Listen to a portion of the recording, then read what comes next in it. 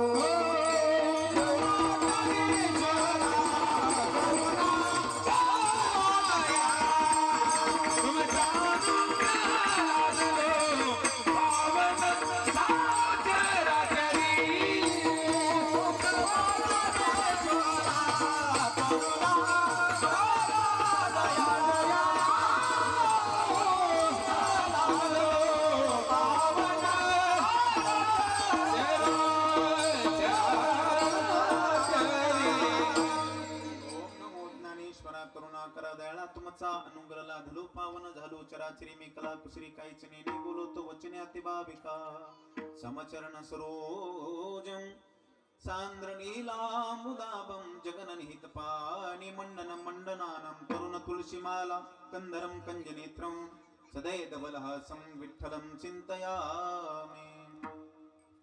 जयांचे किलिया स्मरण होय सकळ विद्येंचे अधिकरण, तेचे वंदू श्री चरण श्री गुरूंचे ते नमस्कारुणी आता.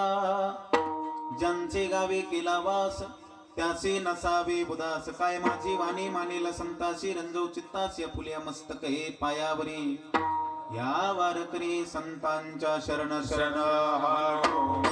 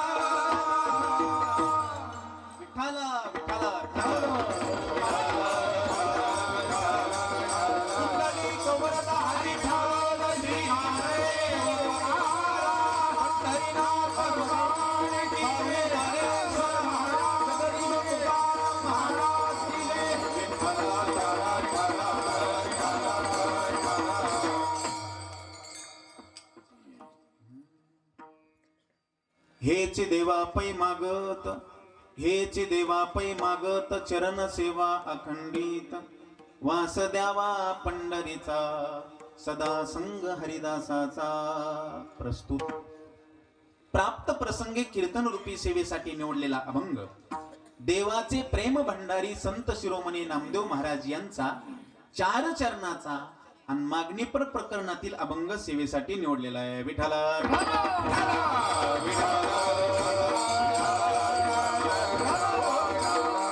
अभंग निवडलेला आहे नामदेव महाराज यांचा. नामदेव महाराज या अभंगाद्वारे भगवंताकडे चरण सेवेची मागणी मागतात आणि सकारात्मक भूमिकेतून मागतात. हेच देवा पै मागत, देवा दुसरं काहीच नको, द्यायचंच असेल तर चरण सेवा अखंडित, दुसरं काहीच नको देवा, मला सततच तुमच्या चरणाची सेवा करायला मिळावी, मला दुसरं काहीच नको. आणि सकारात्मक भूमिकेतून मागितलं. हेच देवा पै मागत, दुसरं काहीच नको देवा.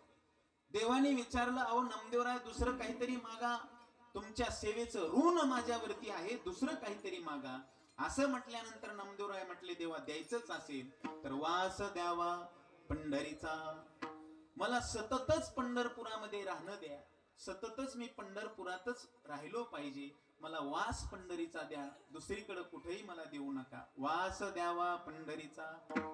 पंढरपुरामध्ये काय आहे तर सदा संग हरिदासाचा, सततच मला संत महात्म्यांची संगत घडली पाहिजे देवा, दुसरं काही नको. आणि असं जर असेल ना देवा, पंढरपुरामध्ये वास मिळत असेल, संत महात्म्यांची संगत मिळत असेल आणि देवा तुझ्या चरणाची सेवा करायला मिळत असेल ना, आमचा जन्म कोणत्याही जातीत हो द्या, जन्म हो का भलते याती, याती म्हणजे जात, कोणत्याही जातीत देवा आम्ही जन्माला आलो ना तरी तुझी हरिभक्ती आम्ही कधीही चुकणार नाही.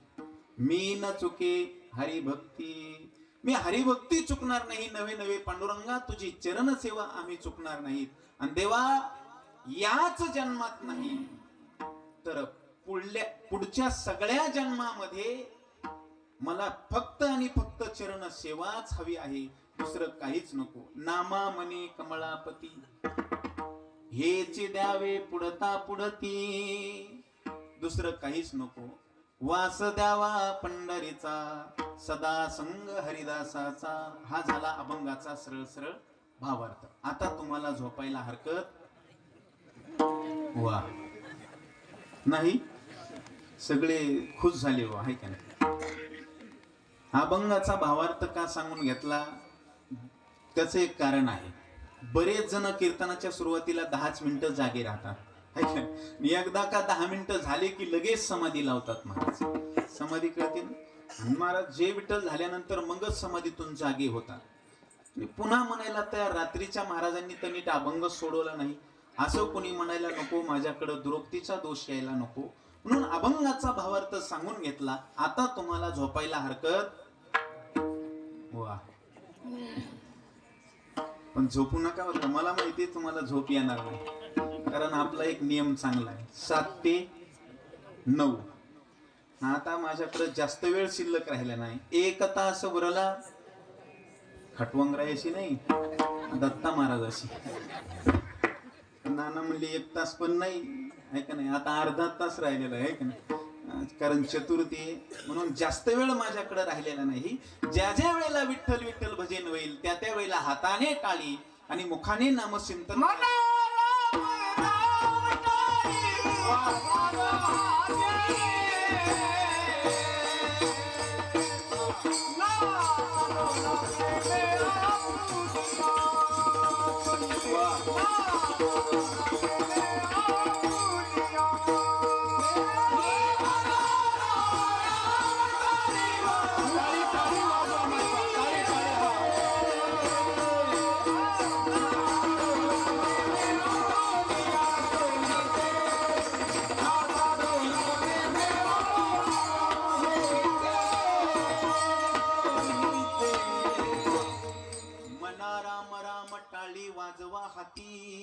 हाताने टाळी आणि मुखाने नामचिंतन करायचं काम तुमचं आहे.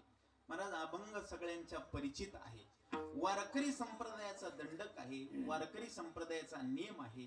कारण उपांत्य सेवा म्हटलं की मागणीपर अभंग असावा. सप्ताहाची सुरुवात ही मंगलपर अभंग किंवा नामपर अभंग असावा. सप्ताहाच्या उपांत्य दिवशी म्हणजे 7व्या दिवशी मागणीपर अभंग असावा. आणि काल्याच्या दिवशी ज्या अभंगामध्ये भगवान श्रीकृष्णाचं चरित्र गायलेलं आहे असा अभंग सेवेसाठी असावा. हे वारकरी संप्रदायाचे नियम आहेत.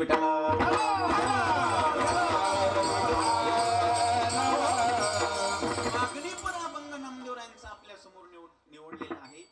अभंगामध्ये प्रवेश करण्यापूर्वी थोडासा परिहार देणं अत्यंत गरजेचं आहे. आपल्या सर्वांना ज्ञात आहे, पण वक्ता या नात्यानं माझं सांगण्याचं कर्तव्य आहे.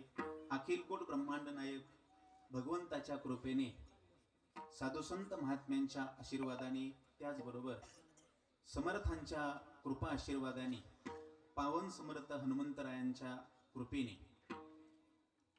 ज्ञानाई वारकरी शिक्षण संस्थेतील हा पंचदिनी नामसप्ताह तपपूर्ती सोहळा, कारण पावन समर्थ हनुमंतरायांच्या मूर्तीला त्या ठिकाणी 12 वर्ष पूर्ण झालेली आहेत आणि संस्थेला 13 वर्ष पूर्ण झालेली आहेत. आणि म्हणून पावन समर्थ हनुमंतरायांच्या या मूर्ती प्राण प्रतिष्ठा वर्धापन दिन सोहळ्याला आपण सर्वच या ठिकाणी उपस्थित आहात. आणि या तपपूर्तीची म्हणजेच रौप्य महोत्सवाची नाही, तपपूर्तीची सेवा या ठिकाणी माझ्या वाट्याला प्राप्त झालेली आहे.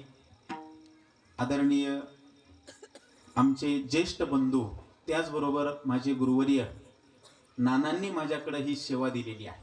वास्तविक जर पाहायला गेलं तर आमचे 2 नाते आहेत बरं का भाऊ, 2 नाते. एक प्रापंचिक दृष्टीनं पाहायला गेलं तर ते माझे मोठे भाऊ आहेत, आणि परमार्थिक दृष्टीनं जर पाहायला गेलं तर ते माझे गुरु आहेत. आणि या दोन्ही नात्यामुळं ही सेवा माझ्याकडे प्राप्त झालेली आहे. विठ्ठला विठ्ठला.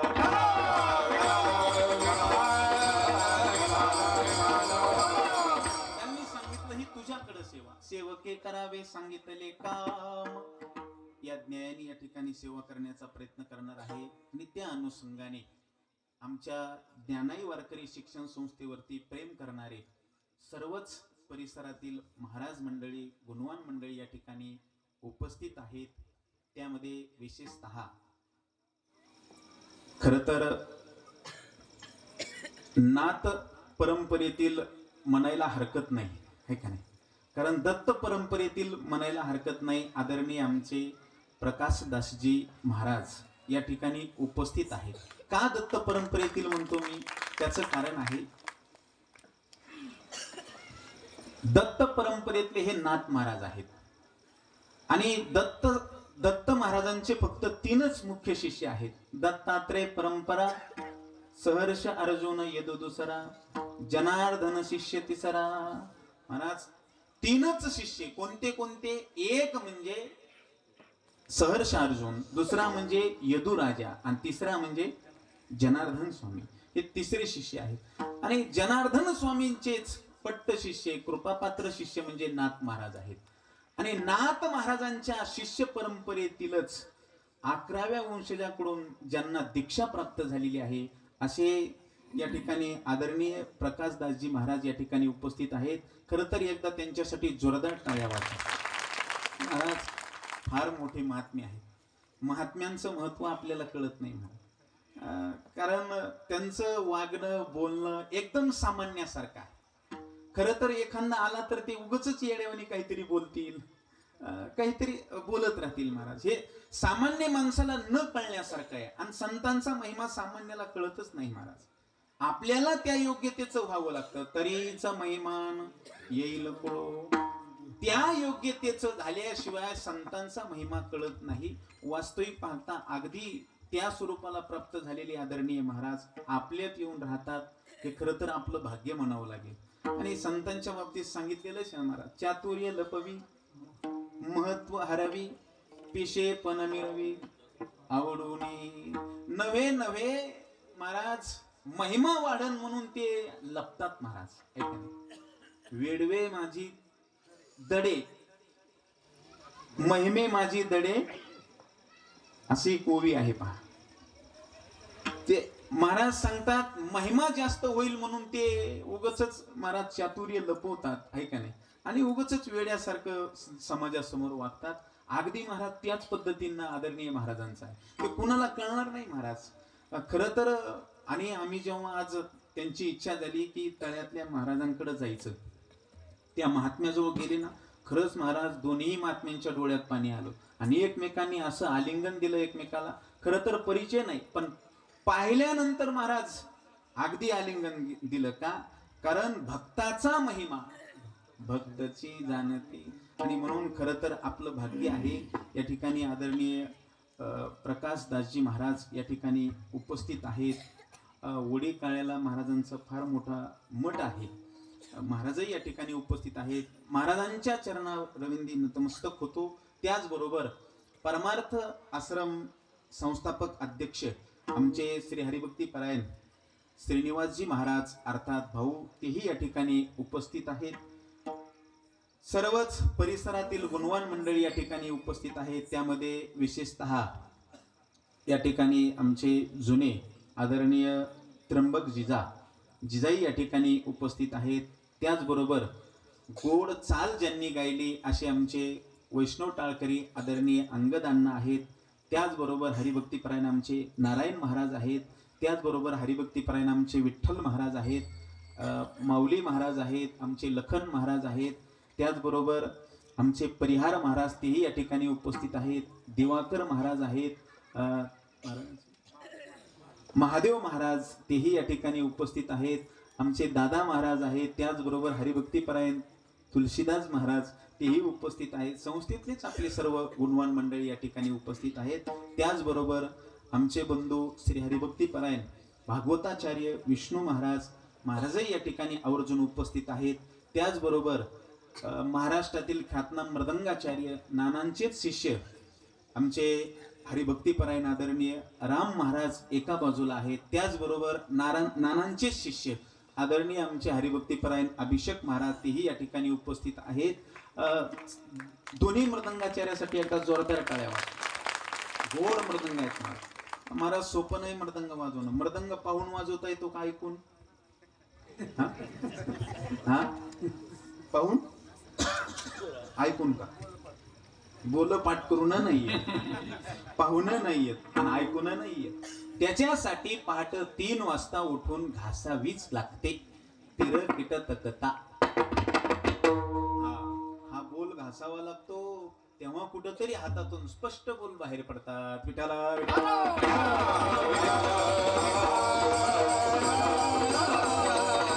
मला 3 वाजता उठून घाटावर प्रॅक्टिस. आणि खरं सांगू का तुम्हाला बरं का रामभाऊ, नानांनी जितकी प्रॅक्टिस केली ना तितकी आपण कोणीच प्रॅक्टिस केली नाही, कोणीच केली नाही.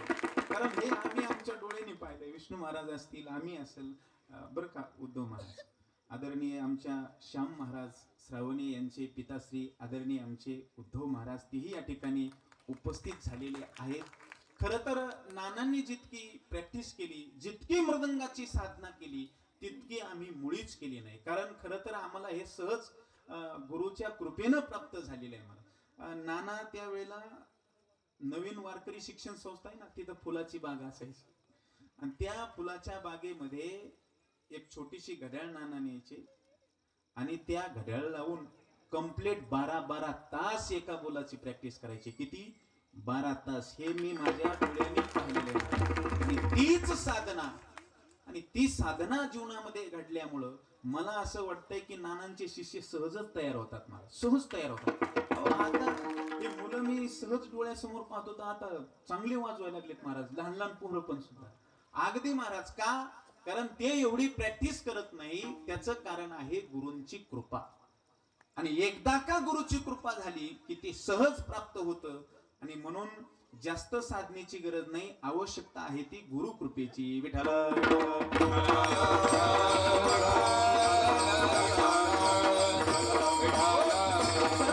या ठिकाणी उपस्थित असणारे सर्व महाराज मंडळी, ज्ञानाई समर्थ वारकरी शिक्षण संस्थेवरती प्रेम करणारे आमचे सर्वच आदरणीय जनार्दन स्वामी आहेत.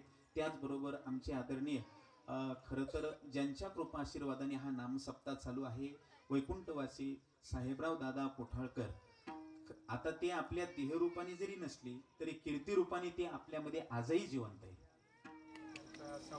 वा, आपला नेमका काला आणि उद्या दादांचा 6वा मासिक श्राद्ध. अगदी एकाच. किती योगायोग आहे महाराज, किती खरंच योगायोग. कारण इथल्या महाराज कुठल्याच कार्यक्रमाला दादा कधीच चुकले नाही. आणि एखाद दिवशी जर एखाद्या वेळेला आम्ही तब्येतीमुळे दुर्लक्ष केलं ना, दादा तिथून फोन करायचे नाही तर एखाद्याला म्हणायचे इकडे बरं, चल बरं मला घेऊन. कसं काय बोलिलं नाही ते, चल मला तिथं घेऊन. महाराज कधी कधी आता त्यांचे या ठिकाणी पुत्र आमचे हरिभक्ती परायण अण्णासाहेब महाराज ते उपस्थित आहेत, त्यांना अनुभव आहे. दादा शिव्या द्यायचे कधी कधी.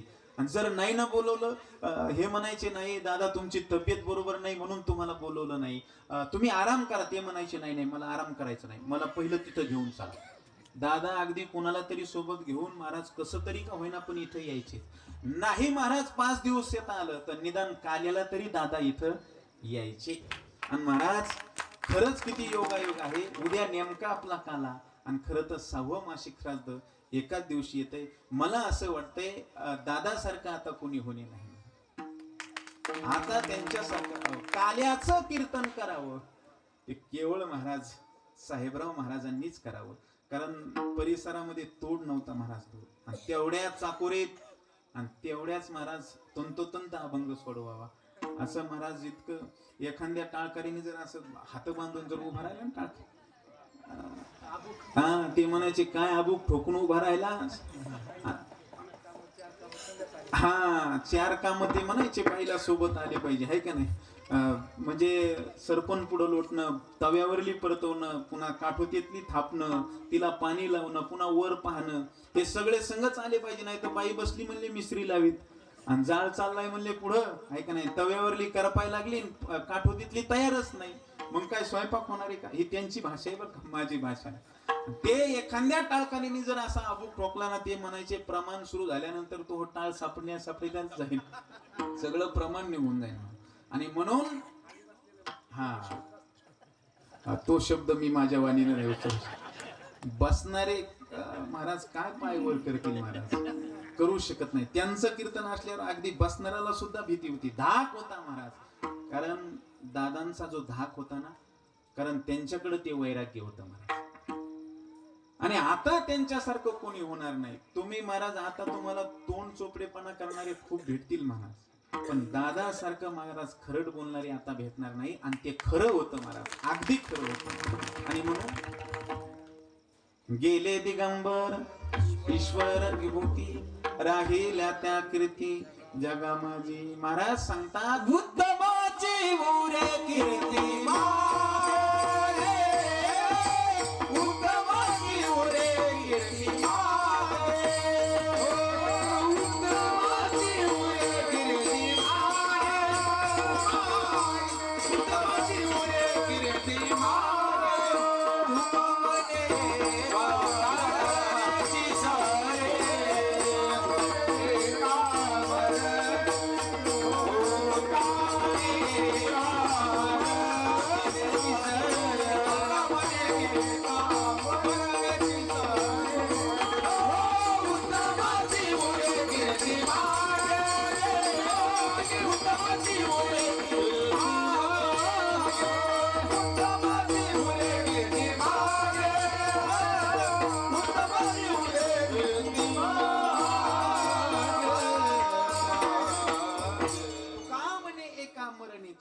उत्तमची उरे कीर्ती मागे. आणि असे असणारे दादा, आदरणीय दादांचं एकदा स्मरण करून दादांच्या चरणावर नतमस्तक होतो आणि सेवेला प्रारंभ करतो. विठ्ठल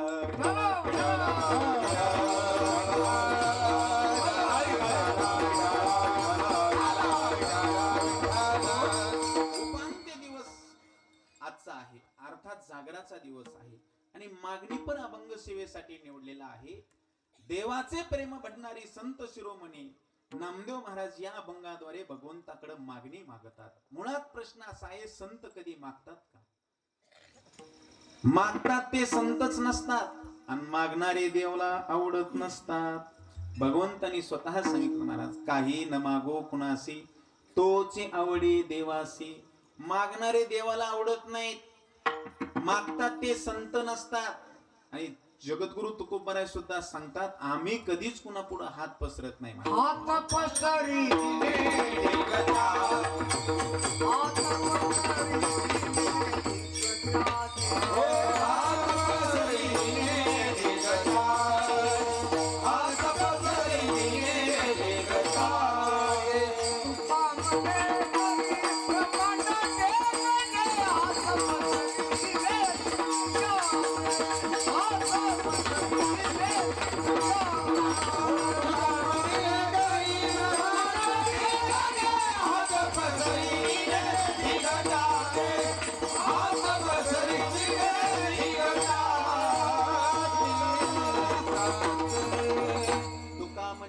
ब्रह्मांड ठेंगणे हात पसरी जिने दिग्गत्याचे. तुकोबराय स्पष्ट शब्दात सांगतात, आम्ही कधी कुणा पुढे हातच पसरत नाहीत. संत कधी देवाकडे मागतच नाही. मागतात ते संतच नसतात आणि मागणारे देवाला आवडत नसतात. महाराज मागणी पर अभंग चिंतन करणार तरी कसं करणार? मागणारे देवाला आवडत नाहीत, मागतात ते संत नसतात आणि संत कधी कुणा पुढे हात पसरत नसतात. का मागतात संत? संतांच्या स्वभावात मागणं नाही आणि संतांच्या परंपरेतही मागणं नाही. जगद्गुरु तुकोबारायांनी स्पष्ट शब्दात सांगितलं, आम्ही कधी कुणाकडे काही मागत नाही. नव्हे आमच्या परंपरेत सुद्धा कुणी मागितलं नाही. काही मागणे आम्हा अनुचित, वडिलाचे रीत जाणो तसे. आम्ही कधी मागत नाही. मग का मागणी पर अभंग आहे महाराज? बरं, मागतो कोण? एक मुद्दा पटवून देतो. पूर्ण मनुष्य मागतो का अपूर्ण मनुष्य मागतो? अपूर्ण मनुष्य मागतो. मला सांगा, ज्याची इच्छा शिल्लक राहिलेली आहे असा मागतो का ज्याची इच्छा संपलेली आहे असा मागतो? ज्याची इच्छा शिल्लक राहिलेली आहे असा मागतो. अजून एक वाक्य बोलतो, गरीब मागतो का श्रीमंत मागतो? गरीब मागतो, श्रीमंत मागत नाही का? अहो, मागूनच तो श्रीमंत झालेला असतो. नवे मागण्यातच तो श्रीमंत असतो. मागतो श्रीमंत. पण इथं अपवाद आहे महाराज. इथं अपवाद हा घ्यायचा, गरीब मनुष्य मागतो, ज्याची इच्छा शिल्लक राहिलेली आहे असा मागतो, आणि अपूर्ण मनुष्य मागतो. या तीनही दुर्गुणापैकी संतांकडे एक तरी दुर्गुण आहे का? संत अपूर्ण आहेत का? मुळीच नाही महाराज. संत अपूर्ण नाहीत. बरं, संतांची इच्छा शिल्लक राहिलेली आहे का? मुळीच नाही. तुकोबाराय स्पष्ट शब्दात म्हणतात, काम नाही चालो पायी रिकामा. स्पष्ट शब्दात सांगितलं ना, आता निश्चिंती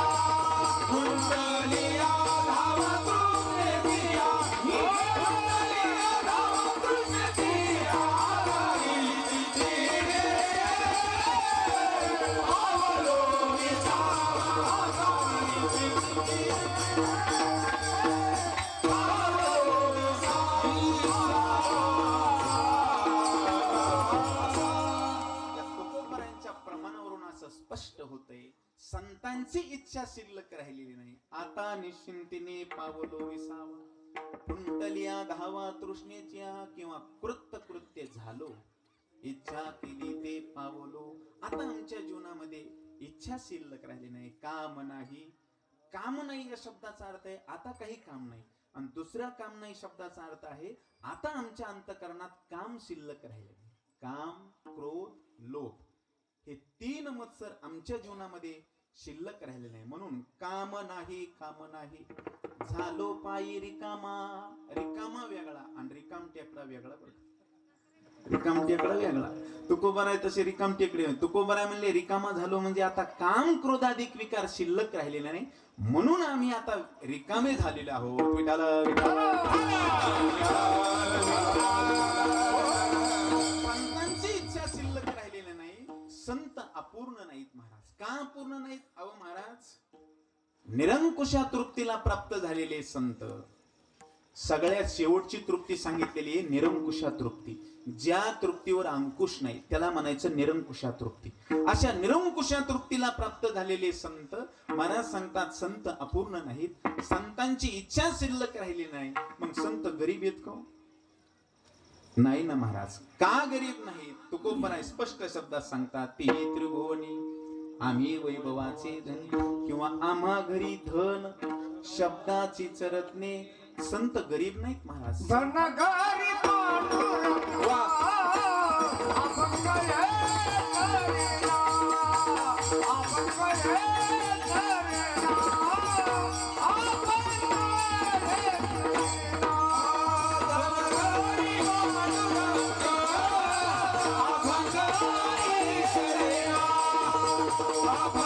घरी पांडुरंगा अभंग हे करेना, अभंग हे करेना,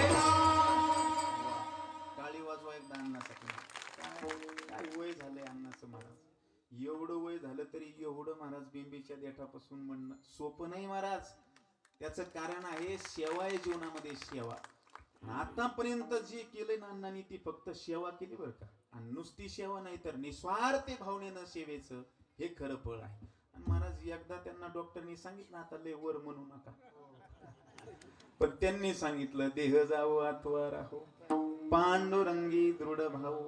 डॉक्टर म्हणले आता लय वर म्हणायला जमणार नाही बरं का अण्णा तुम्हाला. ते म्हणले हो म्हणले नुसतं. पण महाराज तितक्याच वर महाराज आहे का अगदी महाराज कुठला विचार न करता. आणि खरं महाराज प्रमाण साथ ही अशीच असावी बरं का. याला वारकरी प्रमाण म्हणायचं. विठाला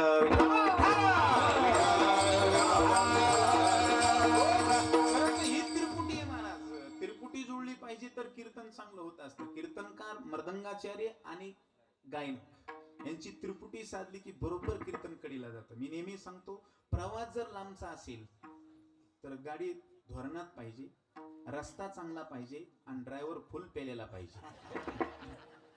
हुकलं मला वाटलं झोपलीच काय. लांबचा जर प्रवास करायचा असेल तर गाडी धोरणात पाहिजे, रस्ता चांगला पाहिजे आणि ड्रायव्हर ठोकर माळीचा पाहिजे. तेव्हा कुठंतरी प्रवास चांगला होतो. तसं कीर्तन जर चांगलं कडेला जाऊ असं वाटत असेल ना, कीर्तनकार मृदंगाचार्य आणि गायक हे एका जीवाचे पाहिजे तर कुठंतरी कीर्तन कडेला जातं. विठाला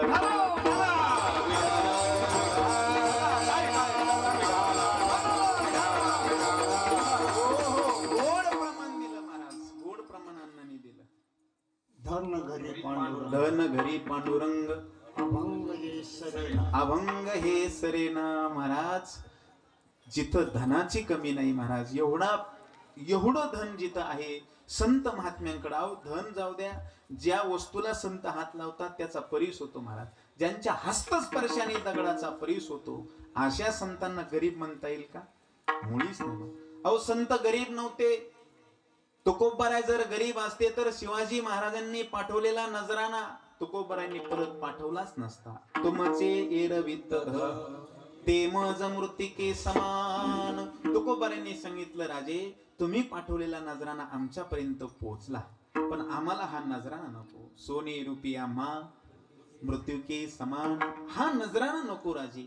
आम्ही जर सुखी व्हावं असं जर तुम्हाला वाटत असेल, आम्ही तेने सुखी मला विठ्ठल सुखी तुमचे येवी तळाला.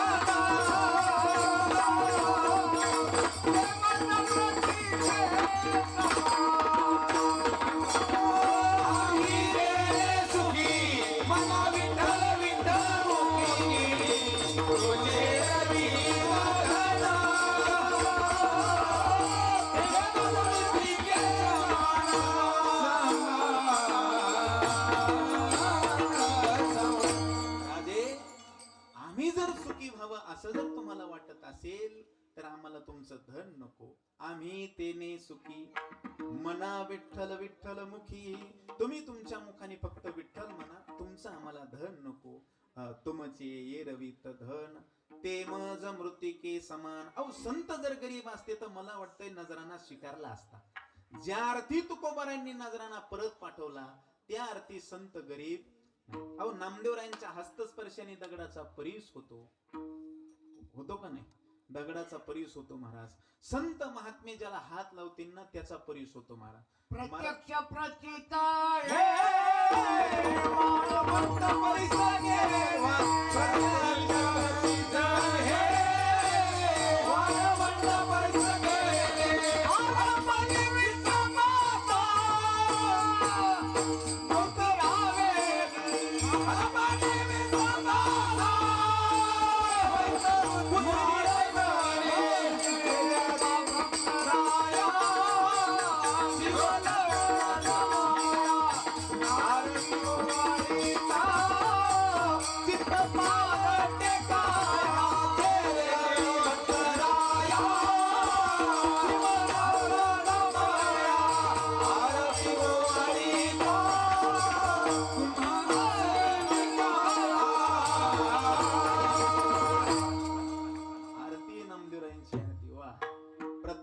प्रचित हे वाळवंट परिस केले. मला वाटतं हे प्रमाण दिल्यानंतर तुम्हाला आता कथा सांगायची गरज नाही. कथा सांगून वेळ घेणार नाही. अहो ज्यांच्या हस्तस्पर्शाने दगडाचा परीस होतो. परीस माहिती ना? परीस लोखंडाला लावल्यानंतर त्याचं काय होतं? सोनं होतं. असा परीस संतांच्या हस्तस्पर्शाने होत असेल तर संतांना गरीब कसं म्हणता येईल? संत गरीब नाहीत, संत अपूर्ण नाहीत आणि संतांची इच्छा शिल्लक राहिली नाही. मग संत देवाकडे का मागतात? का मागतात? त्याचं एकच कारण आहे, देव मागा मागा म्हणून माग लागलेला असतो म्हणून मागतात. आणि संत महात्म्यांनी जेही देवाकडे मागितलं ना ते स्वतःसाठी नाही मागितलं. बाबांनी दुपारीच गाडीत सांगितलं, संत कधी स्वतःसाठी मागत नाहीत. संत जेही मागतात ना ते जगासाठी मागतात.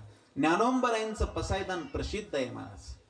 ज्ञानोबरायांनी ज्ञानेश्वरी लिहिल्यानंतर पसायदानामध्ये स्वतःसाठी मागितलं अशी एकही ओवी आलेली नाही. बरोबर आहे का नाही? जेही मागितलं ते जगासाठीच मागितलं. आता विश्वात्मके देवे किंवा किंबहुना सर्व सुखी जो जे वांछील तो ते लाव. ज्ञानोबरायांचं पसायदान प्रसिद्ध आहे. नवे नवे तुकोबरायांचं सुद्धा पसायदान आहे. मागणे ते एक तुझ प्रती आहे, देशील तरी पाय पांडुरंगा, या संतासी निरवी हेची मददे, अनेक तुझे काही न मागो देवा. जाऊ द्या, आमच्या नामदेवरायांचं पसायदान. अकल्प आयुष्य भावे दया मूला. अकल्प आयुष्य भावे दया मूला. अकल्प आयुष्य भावे दया मूला. अकल्प आयुष्य भावे दया मूला.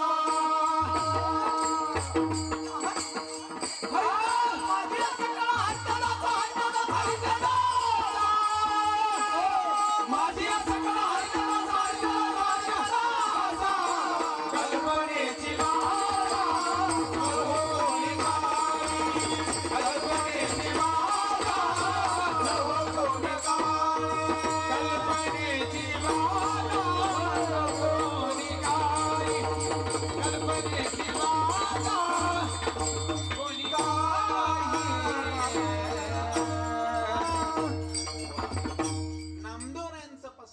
प्रसिद्ध आहे महाराज. अकल्पाविष्य व्हावे तया कुळा माझी या सकळा हरीच्या दासा कल्पनेची बाधा न हो कोणी काळी. जेही नामदेवरांनी मागितलं माझी या सकळा हरिदासासाठी मागणी, नवे नवे समाजासाठी मागितले. संत महात्म्यांनी स्वतःसाठी कधीच मागितलं नाही. स्वतःच्या नासक्या कुचक्या संसारासाठी मुळीच मागितलं नाही. आणि तुम्हाला सुद्धा विनंती करतो, देवाकडे गेल्यानंतर संसारातल्या नासक्या कुचक्या वस्तू मुळीच मागू नका. मागायचंच असेल तर देवालाच मागा. आपण देवाकडे गेल्यानंतर देवा जवळच मागतो, देवाला मागत नाही. बरोबर आहे का महाराज? आपण जर पंढरपूरला चाललो ना, यादीच करून जातो. यादी काय काय देवाकडे मागायचं. नवे नवे लोक महाराज कुचक्या सुपारी आणि खारकेमध्ये महाराज एका सत्यनारायणामध्ये कितीतरी गोष्टी मागून घेतात. देव इतका भोळा आहे का? इतका लोक नुसतं देवाकडे आपली सेवा जास्त नाही पण मागणी जास्त आहे. विठाला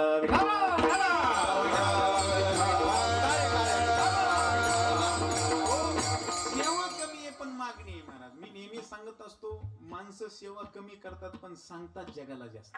बरोबर आहे? एक लक्षात ठेवा, पुण्य झाकून ठेवत जावं आणि पाप उघड करत जावं. पण आपलं उलट आहे महाराज. आपण पाप झाकून ठेवतो आणि पुण्य उघड करून सांगतो. बरोबर आहे? काशीला जाऊन आलेलं सांगतो तो, पण हाफ तिकिटावर जाऊन आलेलं सांगत. कळायला तुम्हाला? काशीला जाऊन आलेलं महाराज लयच लोकांना सवय महाराज. एखाद्याच्या घरी एखादा चहा घ्यायला गेला तर त्याला चहा द्यायला बशी द्याला, ते म्हणतो काशी केली. कपात द्याला तर ते म्हणतो काशी केली. गिलासात द्याला तर ते म्हणतो काशी केली. मग आता बुटात घेतो का? काशी केली, काशी केली, काशी केली. महाराज सगळं नंतर जीवनभर सांगत राहतो. सांगू नका. आपण केलेलं पुण्य जर जगाला सांगितलं तर महाराज सांगितल्याने संपते. लोक 21 रुपये देणगी देतात आणि 42 वेळा पुकारायला लावतात. महाराज म्हटले सांगू नका. 3 गोष्टी कधीच जगाला सांगायच्या नाही. 3 गोष्टी. आपण केलेलं पुण्य, आपल्याकडा पैसा आणि आपण केलेली साधना ही कधीच जगाला सांगू नका. विठाला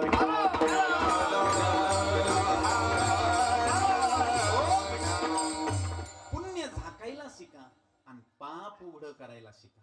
देवाजवळ गेल्यानंतर आपलं पाप उघड करायचं, झाकून ठेवायचं नाही. मी नेहमी सांगतो, 3 ठिकाणी गेल्यानंतर 3 गोष्टी कधीच झाकून ठेवायच्या नाही. देवाजवळ गेल्यानंतर आपलं पाप झाकून ठेवायचं नाही.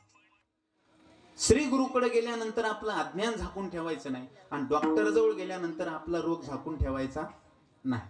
कळतंय ना कीर्तन? डॉक्टर जवळ गेल्यानंतर रोग कधीच झाकून ठेवायचा नाही. आणि डॉक्टर 2च प्रश्न विचारतात बरं का बाबा. कोणते?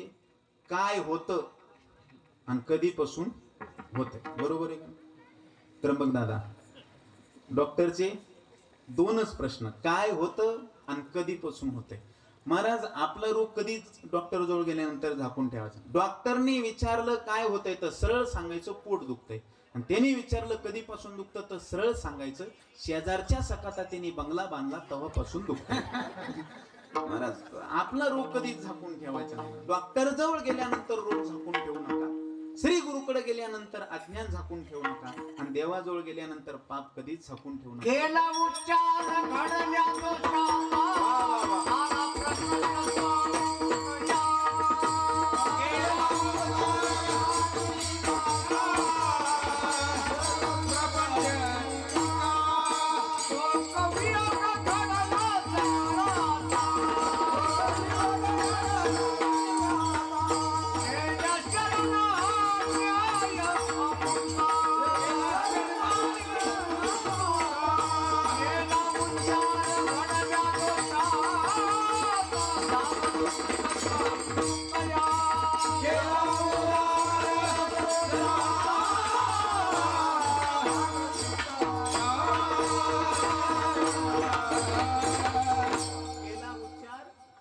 दोषाला आला प्रसन्न स्वामींच्या. केला क्या बात. महाराज सांगतात आपले दोष प्रगट करीत जावा. माणसाने दोष नेहमी प्रगट करीत जावा. देवाजवळ गेल्यानंतर पाप कधीच झाकून ठेवायचं नाही. देवाला सरळ सांगायचं, देवा मी अनाथ आहे, मितव अनाथ अपराधी, कर्महीन मतिमंद बुद्धी, तुझं म्या आठविले नाही कधी, वाचे कृपानिधी माये बापा. अनुतापे दोष वा वा, टाळी टाळी वाजवा माये बापा. अनुतापे दोष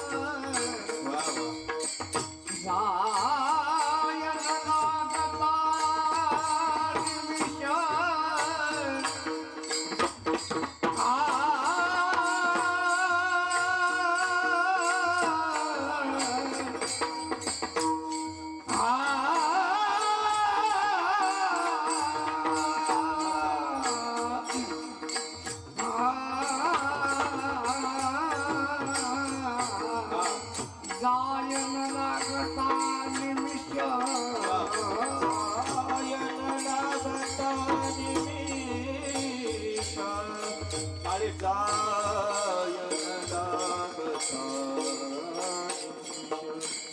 जायन लागता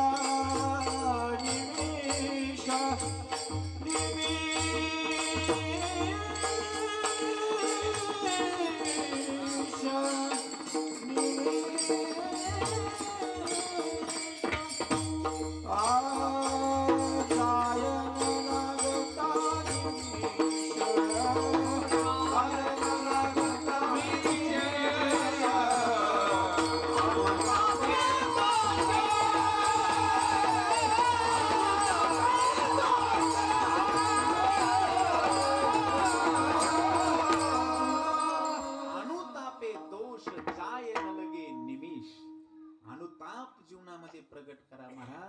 महाराज सांगतात तुम्ही पाप उघड करून सांगा आणि पुण्य झाकून ठेवा. पुण्य झाकल्यानंतर वाढतं आणि पुण्य जर उघड करून सांगितलं तर महाराज सांगतात ते संपतं. आपली सेवा कमी आहे आणि देवाकडे मागणी जास्त आहे, म्हणून देव आपल्याला कधीच देत नाही.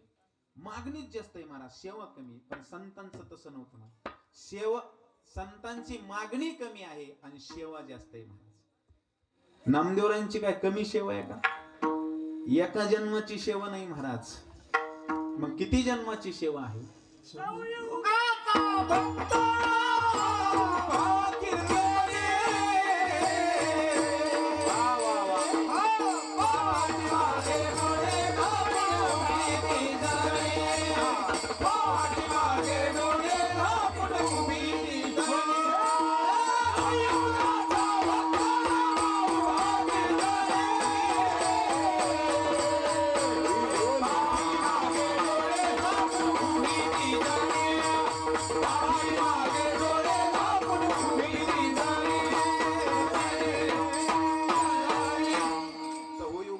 भक्तनामा उभा कीर्तने पाठीमागे डोळे झाकून उभी ती. एका जन्माची सेवा नाही हो संतांची.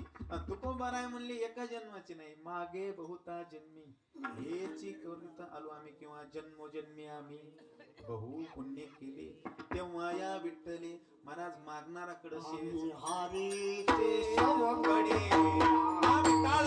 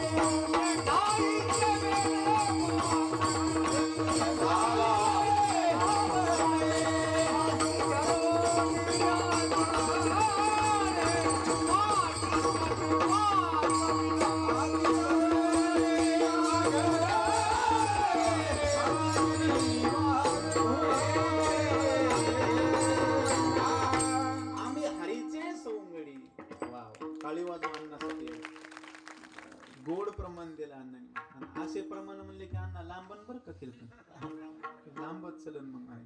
आम्ही हरीचे सौंगडी किती सौंगडी महाराज जुने ठाईचे विडे बाग वा वा किती जुने महाराज तुकोबराय म्हणले राम अवतारात वानर आम्ही होतो कृष्ण अवतारात गवळी आम्ही होतो वानर गवळ गाई सवे चालत फिरत राम अवतारात वानर आम्ही होतो एवढंच नाही तर कृष्ण अवतारात गोपाळ आम्ही होतो एवढे जुने सौंगडी आहेत आणि एवढ्या जन्माची सेवा अनेक अवतारापासून सेवा घडलेली आणि एक प्रकारचं सेवेचं ऋण झालं होतं भगवंताकडं म्हणून देव माग लागलेला होता काहीतरी मागा आणि एवढा अधिकार नामदेवरायांचा होता महाराज फिरविले देऊळ जगामागे ख्याती नाम देवा हाती दूध प्याला किंवा राऊळ घेऊनी नागोबा फिरला अहो प्रत्यक्ष नागेश्वर भगवान ब्राह्मणाने समोर कीर्तन होऊन दिलं नाही नामदेवरायांचं वेळ झालं म्हणजे कीर्तन बंद करा औंड्याला